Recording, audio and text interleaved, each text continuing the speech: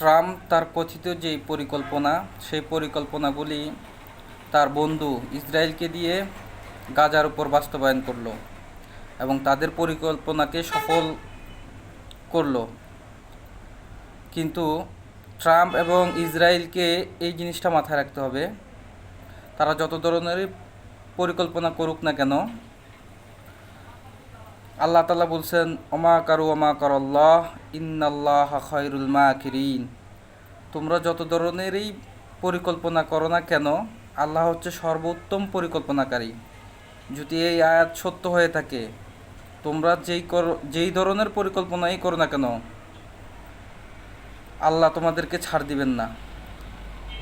হয়তো কিছু সময়ের জন্য ছেড়ে দিবেন, কিন্তু ছাড় দিবেন না। অচিরেই তোমাদের উপর আযাব এবং গজব আসবে ইনশাআল্লাহ।